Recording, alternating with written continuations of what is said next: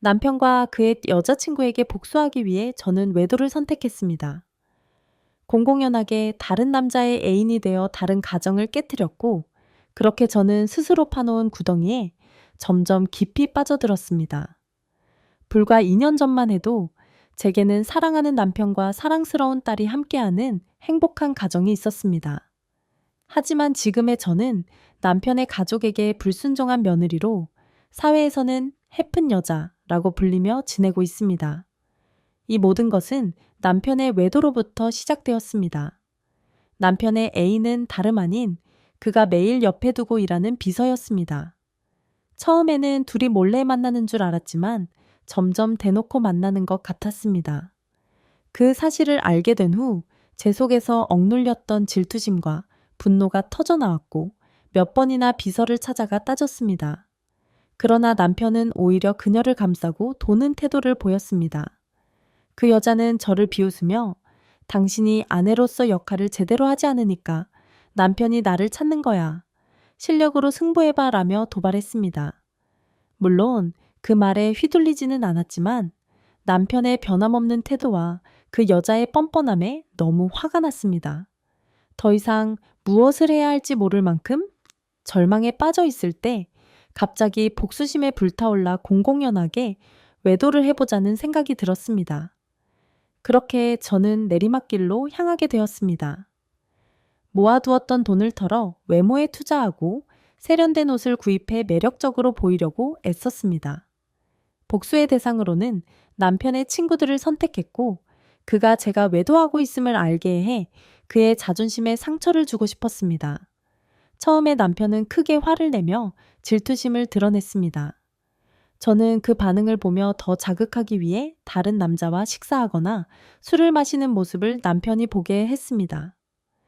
다만 적정선에서 멈추었고 그들과 잠자리를 갖지는 않았습니다. 제 목표는 남편이 깨달음을 얻었고 비서와의 관계를 끊는 것이었습니다. 그가 다시 돌아오길 바라는 마음에 돈이 좀 바라는 마음에 저는 복수를 실행했던 것입니다. 그러나 얼마 지나지 않아 남편은 충격적인 결정을 내렸습니다. 그는 이혼 서류를 제 앞에 던지며 차갑게 말했습니다. 당신이 이렇게 질 낮은 여자일 줄은 몰랐어. 내가 결혼한 걸 후회해. 서로 자유롭게 해주자. 당신은 당신이 원하는 대로 살고 나는 딸을 데려갈 거야. 당신 같은 여자는 엄마가 될 자격이 없어. 그렇게 말하고 그는 문을 세게 닫고 떠났습니다. 저는 거실에 홀로 앉아 눈물을 흘리며 제 복수가 완전히 실패로 돌아갔음을 깨달았습니다. 그 후 저는 분노와 절망 속에서 자신을 잃고 본능적으로 행동하기 시작했습니다. 결국 저는 제가 그렇게 싫어했던 파멸적인 여자가 되었고 다른 가정을 파괴하는 사람이 되었습니다. 과거의 저라면 절대 용납하지 않았을 모습으로 변해버린 제 자신을 미워하게 되었습니다. 이제 저는 제 딸을 볼 자신조차 없습니다. 부끄러움과 수치심에 얼굴을 들지 못하고 살아갑니다. 모든 것을 잃은 지금 스스로 판 구덩이에 갇혀 있는 기분입니다. 벗어나려 해도 벗어날 수 없는 상황입니다. 때로는 남편을 위해 온 힘을 다하는 아내가 결국 남편을 잃고 반대로 조금 못마땅한 아내는 남편의 사랑을 붙잡고 있습니다. 도대체 어떤 여자가 되어야 남편이 아내 곁에 머물게 되는 걸까요? 때로는 왜 어떤 여성들은 외모나 가사일에 특별히 뛰어나지 않아도 남편을 잘 붙잡아두는지 궁금할 때가 있습니다. 제 친구 중에 은정이라는 여성이 있는데 그녀는 특별히 아름답지도 않고 요리나 청소를 잘하는 것도 아닙니다. 그런데도 그녀의 남편은 은정을 끔찍이 사랑하며 늘 곁에 머무르려고 합니다. 은정이 가진 비결은 다름 아닌 밝은 성격입니다. 때로는 남편에게 농담도 하고 가끔은 사랑스러운 말로 그를 칭찬하며 안아줍니다. 이처럼 활기차고 부담스럽지 않은 태도가 남편에게 신선함을 느끼게 하고 결코 지루해지지 않게 해주는 것 같습니다. 또한 요즘 남성들은 너무 엄격하거나 전통적인 여성보다는 술 한두 잔을 함께 할 수 있고 즐겁게 어울릴 수 있는 여성을 더 좋아하는 경향이 있습니다. 물론 제가 여성들에게 술을 많이 마시라고 권장하는 것은 아닙니다. 그러나 가끔은 남편과 술 한잔하며 이야기를 나누고 그가 다니는 술자리에도 자연스럽게 참여할 수 있다면 더할 나위 없이 좋을 것입니다. 이렇게 함께 즐기는 시간이 쌓이면 남편은 당신과 함께하는 시간을 더 소중히 여길 것입니다. 또 남편이 마음에 담아둔 이야기를 할 때도 술 한 잔 곁들이면 속마음을 쉽게 꺼낼 수 있습니다.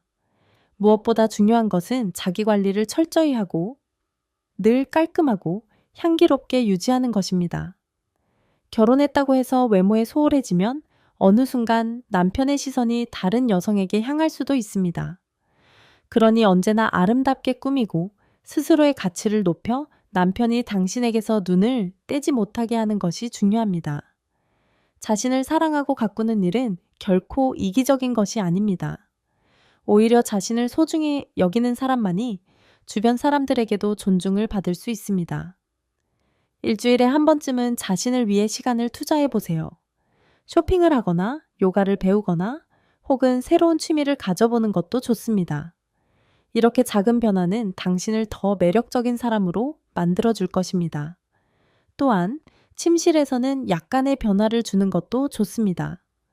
잠옷을 고를 때 지나치게 보수적인 디자인보다는 약간 매력적인 디자인을 선택해 보세요. 은근히 당신의 매력을 어필하는 이러한 변화는 남편을 사로잡는 데 큰 도움이 될 것입니다. 그리고 부부 관계에서도 때로는 조금 더 적극적일 필요가 있습니다. 남성들은 소극적인 여성보다는 때때로 먼저 다가오는 여성을 더 매력적으로 느낍니다. 좋아하는 것과 싫어하는 것을 솔직히 표현하고 마음껏 사랑을 표현해 보세요. 이러한 작은 변화만으로도 남편은 당신에게 더 깊이 빠져들고 사랑을 느낄 것입니다. 여러분, 오늘 이야기에서 어떤 점을 느끼셨나요? 댓글로 여러분의 생각을 남겨주시면 감사하겠습니다. 오늘 방송은 여기까지입니다. 내일도 같은 시간에 찾아뵐 테니 구독과 좋아요를 눌러 주시면 감사하겠습니다. 시청해 주셔서 감사합니다.